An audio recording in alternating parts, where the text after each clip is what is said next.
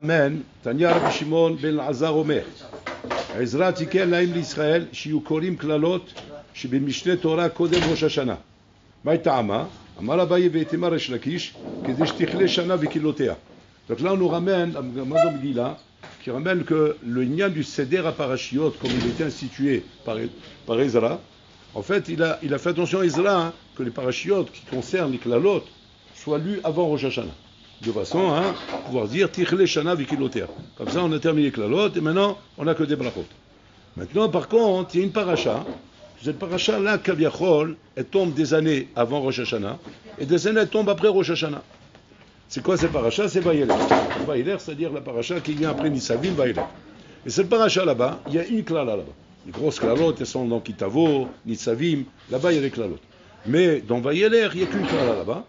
Et cette là la Gemara a dit que des fois elle tombe avant, des fois elle tombe après. Mais cette là, elle est plus grave que toutes les klalot qu'on a dit là-bas avant.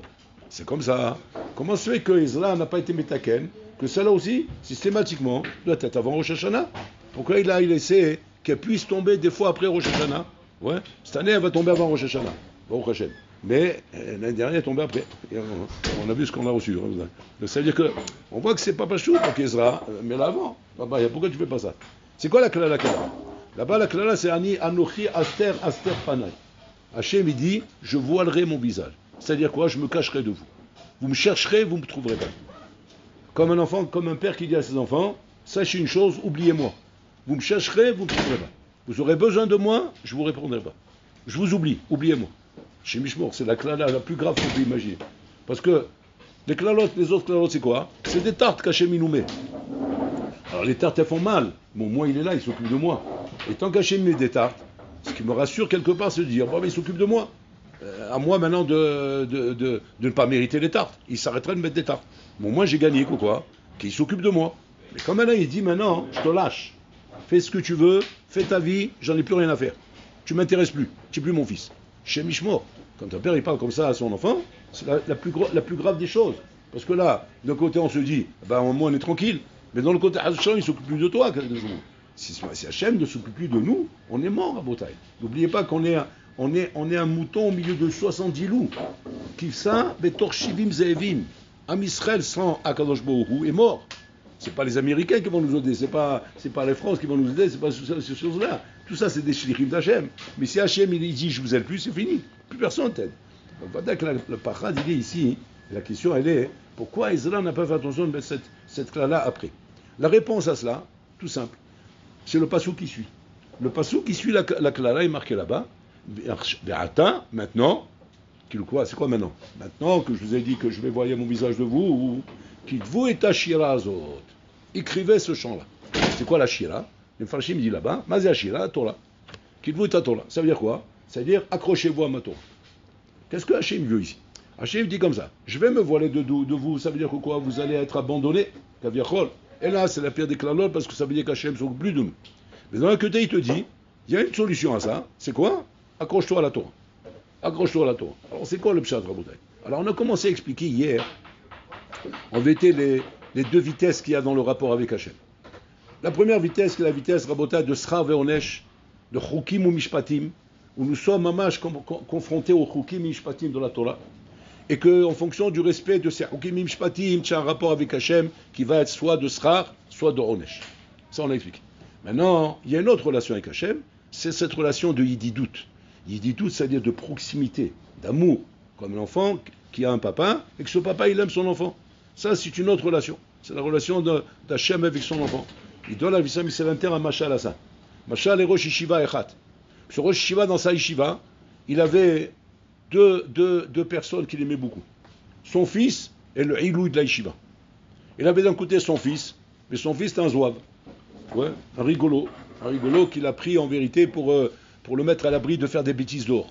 Alors ici le Rosh Yeshiva, il dit, bon, je le mets à côté de moi, l'Yeshiva, au moins je l'ai à l'œil, je l'ai sous le bras. Mais en vérité, c'est un bachlan, c'est un rigolo, c'est un lessan. La honte du Rosh Yeshiva, toute la honte de lui, il l'avait ici. C'était la jouma, la honte qu'il avait de lui. Demandons, ça c'est son fils. Et il avait aussi là-bas un Ilou, le Ilou de la Yeshiva, c'est-à-dire genre la bombe de la Yeshiva. Et le Rosh Yeshiva était comme un fou pour lui. À quel écart que les élèves se disaient, vient on parie qui le Rosh Shiva il aime plus. Et que tout le monde était persuadé que le Rosh Shiva, qu'il aimait plus le Eiloui. Pourquoi? Parce qu'il lui fait du Nahat, il lui fait du Kavod, il lui donne tout ce qu'il veut. La Yeshiva, on ne parle que d'elle grâce à ce Eiloui. Le bonhomme, les Bachouim veulent aller là-bas grâce à ce Eiloui. La Yeshiva, elle réussit grâce à ce Eiloui. Le Rosh Shiva lui-même, il a un sipou grâce à ce Eiloui. Bekitsour, c'est-à-dire tout tourne autour de lui, quoi. C'est-à-dire la vie du Rosh Shiva, il n'est pas rapport à ce Eiloui. Et le fils, chez Mishmor là-bas. Là-bas, c'est le Bronx là-bas. Là-bas, c'est chez Mishmor. C'est tous les problèmes, toutes les sarots, toutes les peines, toutes les angoisses, toutes les anxiétés. C'est de lui que je les ai. Donc le Rosh Shiva, si tu lui demandes, tu as du Nahat, j'ai pas de Nahat de mon fils. Mon fils, c'est pour moi, c'est un boulet au pied. Par contre, l'autre, j'ai 2 turbines dans le dos du nucléaire qui me projettent mais, dans l'espace. Jusqu'au jour où, loin nous, il éclate un incendie dans la yeshiva. Un incendie, loin nous, qui a ravagé la yeshiva. Et l'alerte, elle se met en route, comme ça. Le Rosh Shiva, il se réveille parce qu'il vivait à la yeshiva, il avait son appartement à la yeshiva. Il se réveille, il entend le feu, et le Rosh Shiva, il se met à courir. Et là-bas, il y a des élèves qui gardent leur calme et qui veulent voir maintenant, effectivement, c'est le pari qu'ils ont fait dans leur vie, toute leur vie, de savoir qui le Rosh Shiva aime le plus, en vérité, va se dévoiler maintenant. Le pari va se dévoiler. On voit qui le Rosh Shiva il aime le plus. Et là, tout le monde était scotché. Pourquoi? Que le Rosh Shiva a couru pour sauver son fils. Et le Eiloui, il a brûlé là-bas. Mais son fils a été sauvé. Parce que le Rosh Shiva ne pouvait pas sauver les deux. Et pourquoi? Par hasard. Il n'y a pas de hasard. Un, il était à l'aile sud, l'autre à l'aile nord. Donc il ne peut pas aller là et là. Et le Rosh Shiva n'a même pas hésité. Direct vers son fils.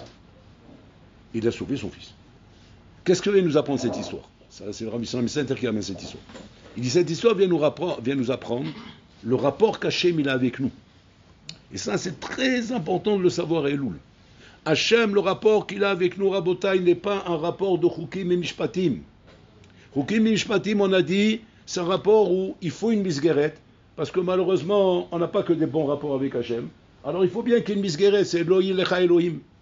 Mais l'Anochi Hachem Elokecha, c'est le bon rapport d'amour et d'amitié qu'Hachem il a avec toi, au-delà des Chukim et Mishpatim. Qu'Hachem il dit, si tu as un rapport avec moi de Yiditout, on peut s'arranger avec les Chukim et Mishpatim. Efshar listader, il disait. Comme il dit Hachem, Alvai oti azavu vetorati shamaru. Alvai qui m'abandonne à moi. C'est quoi le pshat? Tu m'abandonnes à moi et on garde ta Torah? Akavana qui m'abandonne à moi, Akavana dans la pratique des mitzvot. Alvai qui se laisse aller dans la pratique des mitzvot. Mais que moi, il ne m'abandonne pas. Et ça veut dire quoi? La Torah. Alors là, on a pris un hidouche. C'est quoi? C'est qu'en fait, que si on se pose des questions, on se demande maintenant, à quoi il est sensible Hachem dans cette relation avec lui? Pour que je puisse dire maintenant que je deviens l'ami d'Hachem. Quand tu veux devenir l'ami de quelqu'un, tu veux savoir comment on devient l'ami de cette personne-là. C'est une personne, c'est intéressant d'être son ami. Alors maintenant, tu cherches quelles sont les choses qu'il aime. Et que je sais qu'avec ces choses-là, je vais devenir son ami. Tu demandes envers Hachem, qu'est-ce qu'Hachem il aime, la Torah? Hachem, il est amoureux quand il voit son fils étudier la Torah. Il est amoureux de ça. Hachem, il perd la tête. Il perd la tête quand il voit son fils étudier la Torah. Ad-Kedeka, qu'est-ce qu'il dit? Alvai oti azavu vetorati shamaru. Bon, alors là, midi, tellement je suis heureux quand je te vois étudier la Torah, que même si c'est au prix du kiyuma misvot, c'est-à-dire que tu ne fais pas bien les misvot, mais tandis que je te vois étudier la Torah, ani votre. Ani votre. C'est comme l'amour de ce père avec son fils. Que le père, tu lui demandes, mais pourquoi tu l'aimes? C'est un boulet au pied, c'est un sinta, c'est un phénomène. Comment tu l'aimes? Réponse simple, c'est mon fils. Je l'aime parce que c'est mon fils. Bon, alors l'âme, c'est pareil, Kaviachol, en disant, je l'aime parce qu'il étudie la Torah. Et alors, il fait bidou ce que j'aime. Je le vois étudier la Torah, je perds la tête. Je perds la tête quand je le vois étudier la Torah. Et bon alors là, Bisrout Torah, mamash, il garde en compte un kesher de Yididou. C'est ce qui est marqué ici. Dans la paracha de Vaïler, il y a la klala de Anochi Aster Panaï. Bon, alors là, midi, je me voile de vous. C'est quoi? Je détruis le Beth Amikdash, il n'y a plus de Nevim, il n'y a plus de Rabbanim, il n'y a plus personne, il n'y a plus rien, il n'y a plus de direction, tu ne sais même plus où tu vas, il n'y a plus de berger, le troupeau il est abandonné. Mais bon, alors là, midi, attention, fais attention à une chose, ne lâche jamais ma Torah. Al Ta'azouva, ne lâche pas ma Torah. Ma Torah, maman, je reste constamment en train d'étudier. C'est une main de ta Torah chez lui. Même si maintenant dans la vie, on a des hauts, des bas, on a des kishonot, on a des difficultés, on a des kshaïm, Aval n'abandonne pas ma Torah.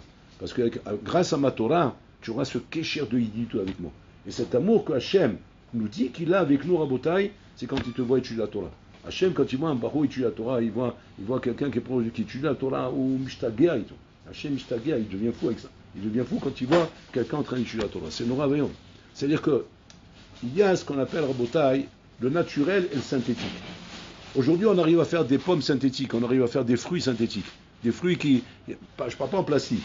Je parle synthétique, ça. Quand on a des méthodes, on arrive à faire pousser des choses, des végétaux, des légumes, des fruits, avec des choses qui ne sont pas naturelles.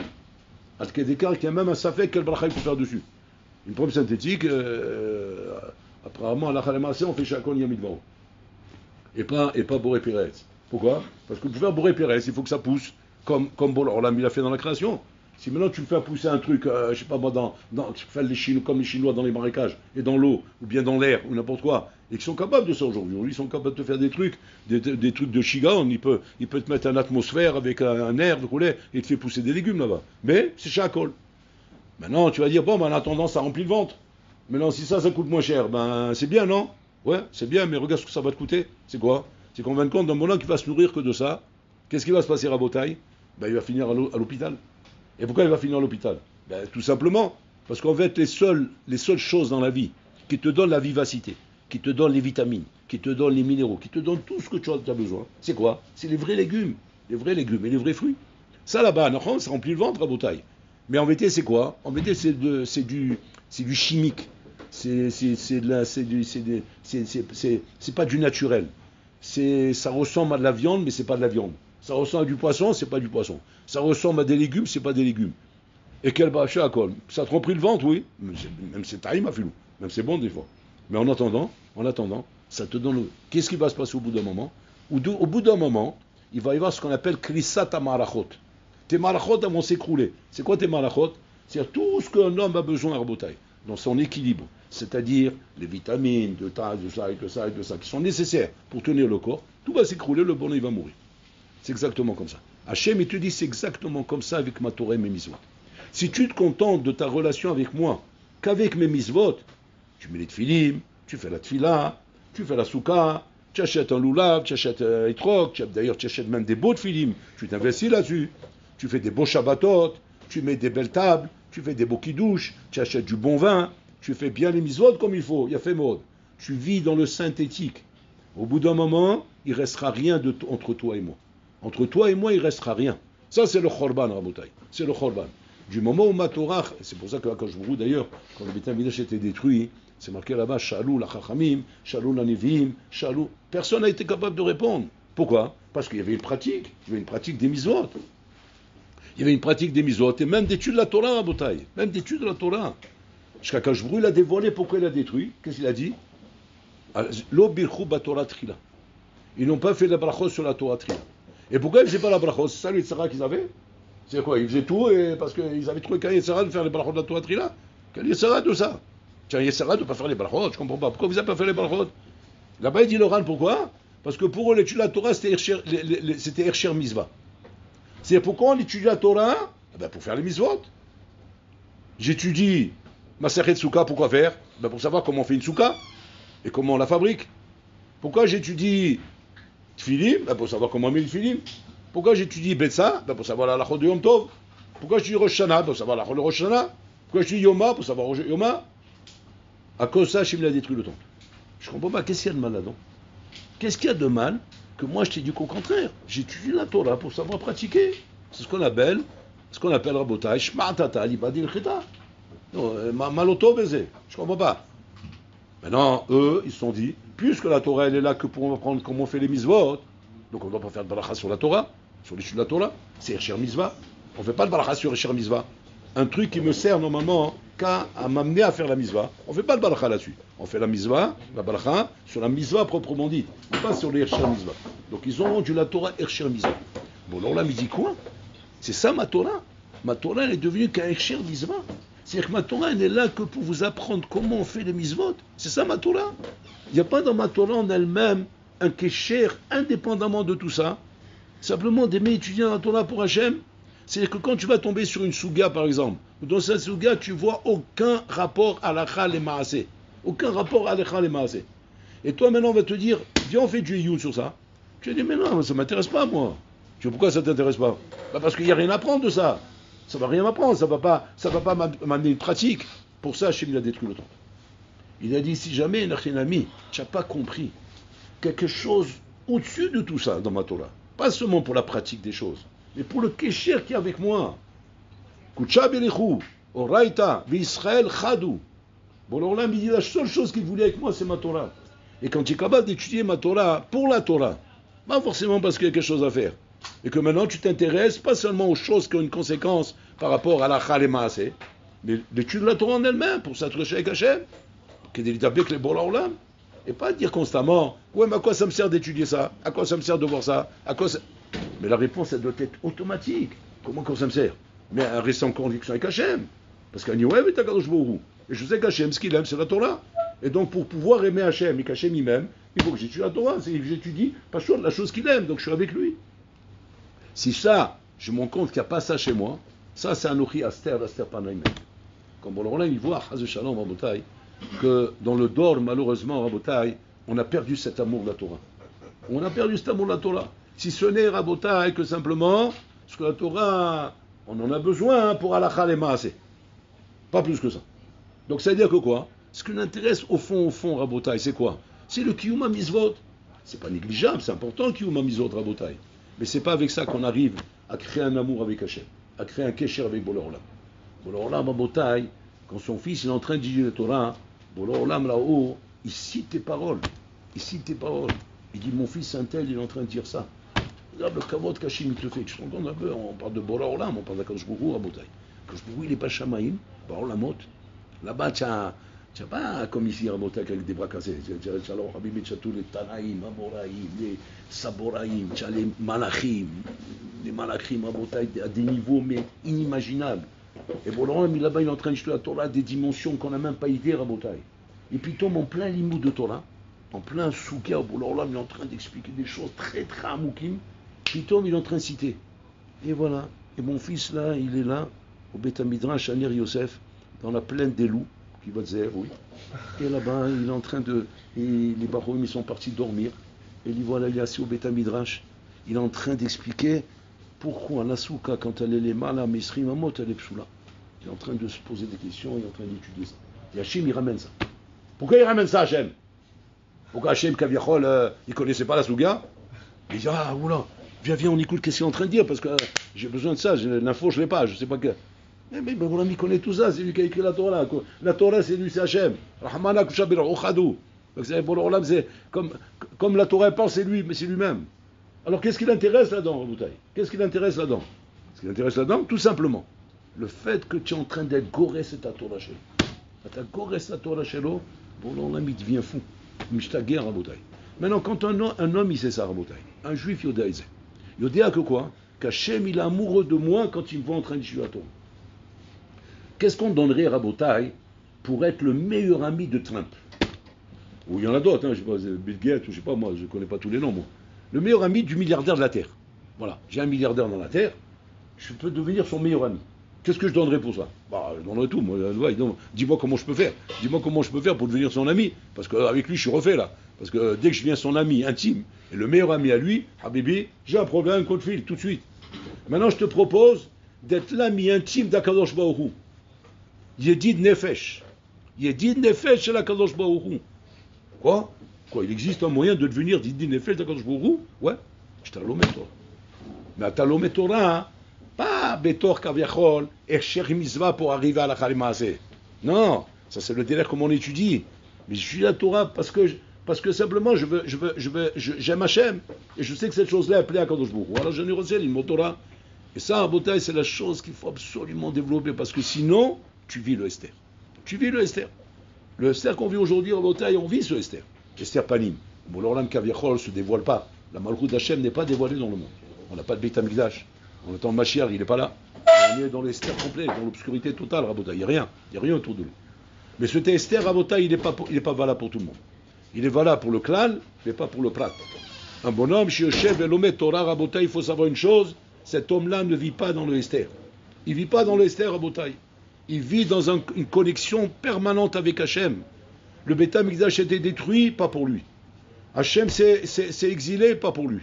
La Shrina Begaluta, pas pour lui. Hachem, il est en colère, pas avec lui. Hachem s'est éloigné, pas pour lui. Ce bonhomme, Rabotai, il a la même proximité qu'il y avait, mamash comme Adam Arishon, chez Nivra, quand il était créé, Began Eden, Lifna Achet, avant la faute, Rabotai. D'ailleurs, c'est la bracha qu'on fait au Khatan et la Kala. On souhaite au Khatan et la Kala qu'il soit comme Adam Arishon, Began Eden, avant la faute. C'est quoi avant la faute? Où il y a, mamash, un monde infini, où à l'infini tout est à toi. Et ça, Bola Rabotai, il a de la peine quand il voit ça. Hachem Bouché Alze. Il pleure pour ça. Il pleure pourquoi?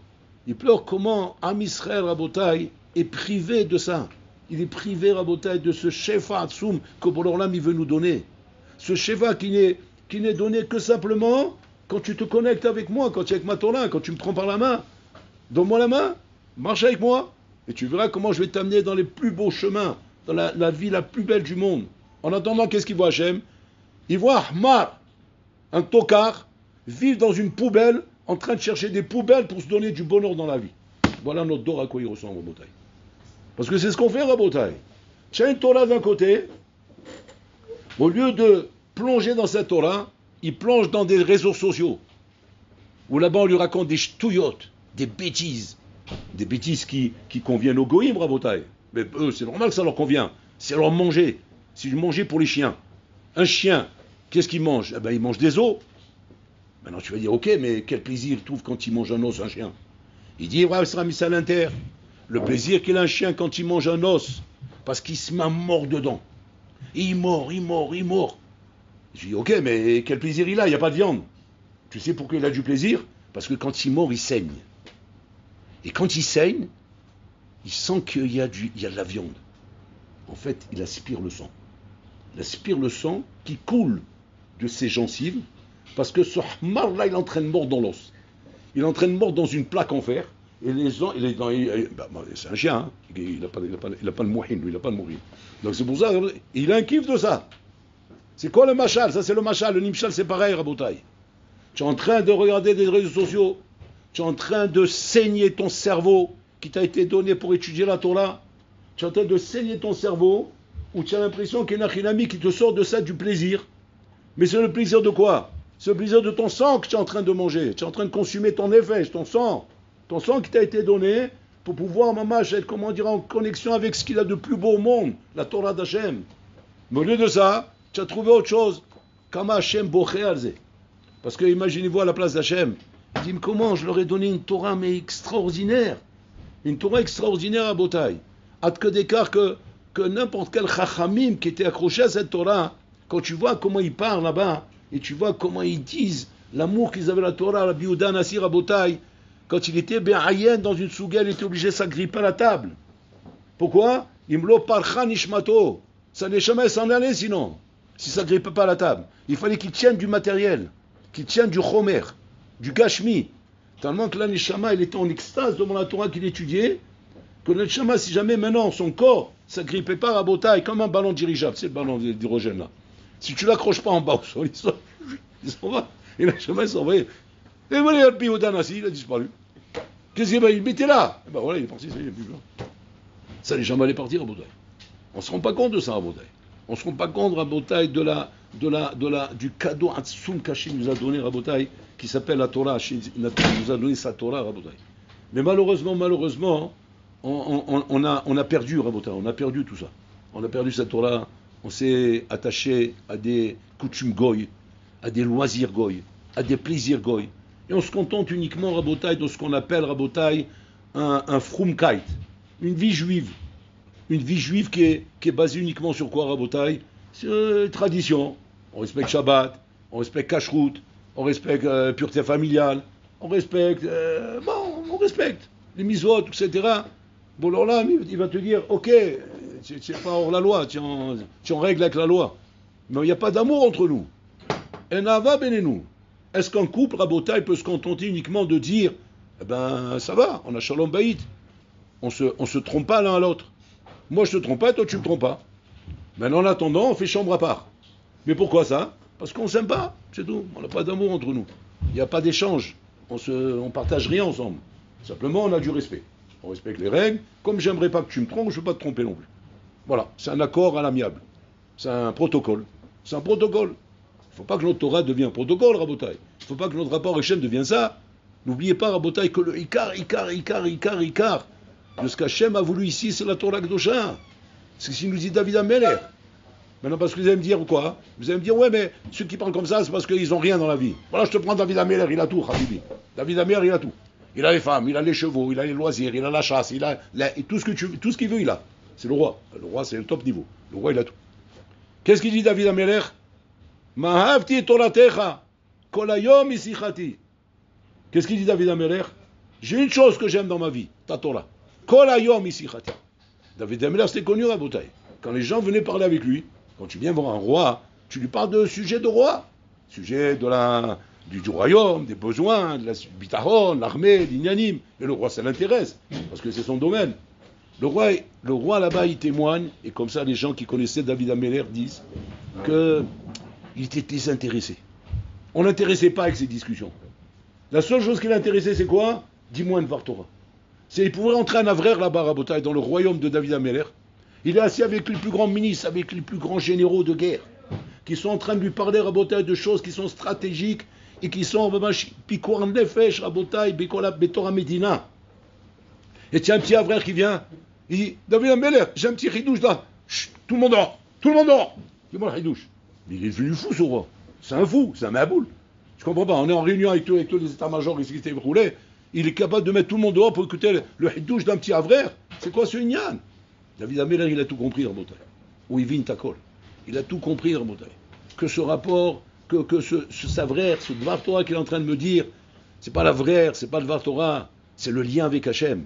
Parce que quand je suis en train d'écouter sur Hidouche, j'ai un lien avec Bola Olam à Botaï. On dit pourquoi les poissons dans la mer à Botaï, lorsque la pluie elle tombe, tous les poissons de la mer, ils se mettent à sauter en dehors d'eau. Alors la demande mais ils sont devenus fous quoi? Pourquoi ils sautent de l'eau? Parce qu'ils aiment l'eau. Attends, je comprends pas. Tu es dans la mer.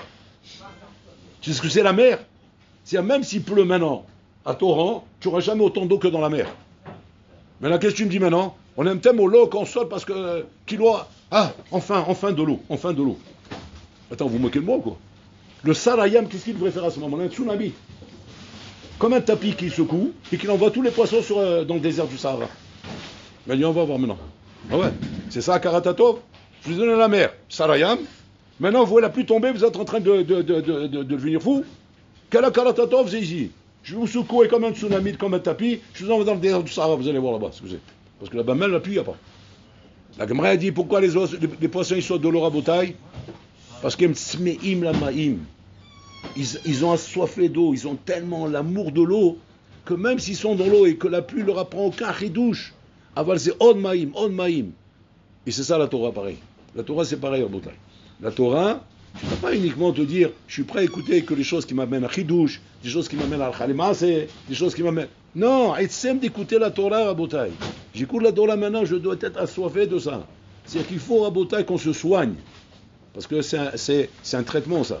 Qu'on se soigne à Botaï de l'empoisonnement moral, psychologique que cette société nous a fait. Qu'elle nous a démonté le cerveau à Botaï. Qu'au point qu'on n'arrive plus à Botaï à avoir l'amour de la Torah qu'avaient les époques d'avant. L'amour de la Torah qu'avaient les époques d'avant à Botaï. Où ils étaient capables d'étudier Rabotaï sans eau, sans pain, sans rien Rabotaï. Et tu te demandes, mais comment ils pouvaient tenir? Pas chaud, parce qu'ils aimaient la Torah. Ayoavim et ta Torah Rabotaï. Et ça c'est ce que les Dorot d'avant avaient. Et grâce au fait qu'ils n'avaient pas tout ce poison qu'on a aujourd'hui. Donc ils étaient tranquilles. C'est vrai Rabotaï, c'est vrai. Moi je témoigne, moi je suis la charnière entre l'ancienne d'or et le nouveau d'or. Donc vous pouvez bien apprendre de moi. C'est quoi l'ancien d'or? Pas de téléphone. Moi je viens du d'or, il n'y a pas de téléphone. Vous croyez ça? Il existe encore un bonhomme dans ce monde qui vient d'un d'or, il n'y a pas de téléphone? Oui, moi. Voilà. Pas de téléphone. Ni dans la poche, ni à la maison, nulle part. Qu'est-ce qu'il y avait? Téléphone Sibouri. Le téléphone Sibouri avec des jetons qu'il fallait mettre pour téléphoner. Quand on voulait appeler nos parents, on venait avec un paquet de jetons comme ça. Il fallait jeter les jetons hyper rapide parce que sinon il a se coupé tout de suite la syrah. Donc il fallait et tu parles Oh, mais. Oh, non, mais. Le côté t'es pas, il s'énervait. Dis-moi, tu te moques de moi ou quoi? C'est ça qu'il faut d'avoir. Mais je peux pas, c'est la machine. Il faut lui mettre des trucs sans arrêt, sinon elle s'arrête. Voilà comment on vivait, Rabotai. Voilà comment on vivait. Et alors, tu vas dire, et quoi? Mais il y a des urgences, il y a des problèmes. Il faut un téléphone pour contacter Pierre et Paul, rouler. Aucune urgence. On est accroché à la Torah. S'il y a quelque chose, bon, là, il nous prévient. Le téléphone, c'est Hachem. Ça marchait? Oui, impeccable. Et aujourd'hui, il y a tout. Ça marche pas. C'est un problème. On te met autant de technologies, autant de moyens, autant de trucs, ils sont encore plus tordus qu'avant. Il y a un problème. Comment c'est possible une chose pareille? Avec tellement de formations, de technologies, de inanimes, on parle de tout. On t'explique tout. Le chinois des enfants, on t'explique, ça va pas. On t'explique le club, ça va pas. On t'explique la société, ça va pas. On t'explique la délinquance, ça va pas. On t'explique le chinois, ça va pas. On t'explique le travail, ça va pas. Tout va pas. Alors qu'on t'explique tout. C'est quoi le pshat Rabotai? Anochi aster panay. Ani mastir et tapanim shelach. Si Hachem n'est pas en connexion avec toi, rien ne te donnera de aslacha dans la vie. Y a pas. Tu ne peux pas avoir d'aslacha dans la vie s'il n'y a pas de connexion avec toi. C'est pour ça que même si demain, tu décides d'aller travailler, de ne pas être un avraire, pas tout le monde est fait pour être avraire, Rabotai. Chacun son choix dans la vie. Et demain, tu décides d'aller faire un business, d'aller travailler. Attention, Torati al ta'azuvu. Ma Torah ne l'abandonne pas. Parce que ma Torah, c'est ça ta vie. C'est ton base d'oxygène, Rabotai. Sans ça, tu as la cholit kadem, Rabotai. Et c'est ça qu'un homme doit comprendre dans la vie. Que la Torah doit être, Rabotai, qui chayenu ve'orech yamenu. Zachaim shelanu. Ne prends pas ça comme un devoir. Ne prends pas ça comme une obligation. Ne prends pas ça comme un don que tu fais. Prends ça comme la vie, De la même façon que tu ne réfléchis pas deux fois s'il faut manger, ou il faut boire, ou il faut respirer. De la même façon, tu ne dois pas réfléchir s'il faut étudier. Dès que tu as un temps de libre, tu prends la Gemara. Tu ne réfléchis pas deux fois si tu dois respirer. Tu dis, attends, mais je veux m'occuper d'autre chose, je n'ai pas le temps de respirer. Ah ouais, respire pas, tu vois ce qui va servir. Il n'y a pas. L'étude de la Torah, c'est ça, c'est Achrem chez nous. Nous scrim l'écriture. Maman, je me disais, et ça, à Botaï, quand un bonhomme sent qu'il n'est pas là-bas, tu sens que tu n'es pas là-bas. Tu sens que ce qu'on m'a expliqué là, c'est beau, mais je sens que je ne suis pas là-bas. Ça veut dire que tu es intoxiqué. C'est pas parce que tu n'es pas là-bas, parce que tu as les Neshama et les Mechouberet là-bas. De nature, tu es là-bas. Hachem, il a créé comme ça. Sûrement quoi? Ça veut dire que je suis intoxiqué. Qu'est-ce qu'il faut faire? Il faut désintoxiquer. Comme la drogue. Alors pour ça, on vient à l'Eshiva. Pourquoi faire? Pour se désintoxiquer. Et au bout d'un moment, qu'est-ce qui se passe? Au bout d'un moment, tu deviens désintoxiqué. Et au bout d'un moment, ta tête se libère. Ta tête se nettoie. Et là, pitom, tu vas commencer maintenant à sentir le goût de la Torah. Tu ne peux pas arriver à Botaïn Malasos, à Mitziut. Tu ne peux pas sentir le goût de la Torah en mangeant deux choses en même temps. Comme si maintenant tu vas au buffet, et maintenant je te dis, viens. Je vais te faire goûter c'est quoi le caviar. Bon, c'est pas tous les jours que tu manges du caviar. C'est pas les imitations qu'ils font. Je parle le vrai caviar. Chez les Russes, là. C'est un truc genre, c'est 100 euros le gramme. Une petite cuillère comme ça, 100 euros. Alors, viens. Alors, bon, il vient, il veut goûter. Bof. Tu dis comment bof? Quoi, tu n'as pas aimé? Bof.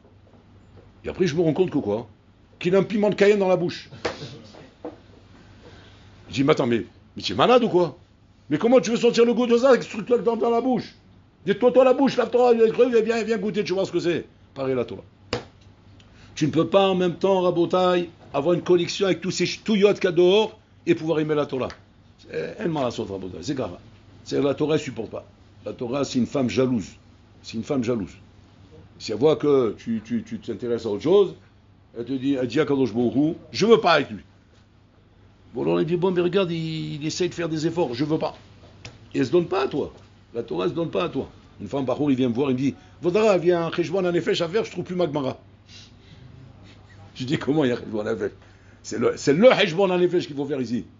Il dit, pourquoi? Ça peut arriver, hein. Moi, par exemple, très souvent, je ne trouve pas mon téléphone, très souvent, je ne trouve pas mes chaussures, très souvent, je ne trouve pas mes chaussettes. Ouais, oui, je dis, oui, ça peut arriver, ça, oui. Mais par contre, pas trouver sa Gemara, c'est pas normal.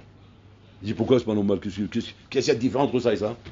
C'est que la Gemara, elle est vivante. C'est pas comme toi, tu crois. C'est quoi, elle est vivante? Quoi, elle a des pieds? Oui, elle a des pieds. Et alors? Eh ben, elle se cache. Pourquoi elle se cache? Elle veut pas te voir. Elle veut pas te voir. Elle dit, Bolem, je veux pas qu'il me touche. Voilà, je veux pas qu'il me touche. Et qu'est-ce qu'elle fait pour ça? Elle se plaint à Kadosh Baruch Hu. Bon, alors qu'est-ce qu'il fait? Il envoie un malard, il cache ta Gemara. Maintenant, on va la chercher. Pas chercher ta Gemara. Et il cherche, il trouve pas. Il cherche une autre Gemara, il trouve pas. Et bon, là, mais il envoie balader comme ça. C'est non un bayom. Maintenant, même s'il va trouver un guide, elle se fout pas à lui la Gemara. Il comprend pas.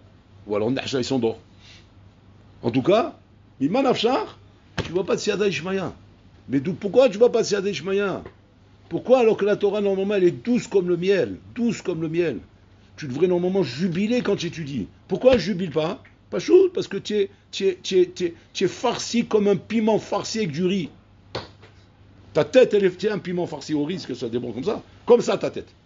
Il n'y a même pas où rentrer Bechla dans la Torah. Comment tu veux Bechla trouver du goût à la Torah avec une tête farcie pareille? Il faut que tu sois libéré. C'est pour ça, Rabotai, c'est l'opportunité de votre vie, d'être venu à l'Yeshiva, de pouvoir se trouver sur un terrain mamash où on peut se libérer complètement de tout, Rabotai. Mais la Shevet Velilmod, il demande à Aruch Laner, pourquoi la Yeshiva s'appelle Yeshiva? Ad Rabban Gamliel, on devait étudier la Yeshiva debout.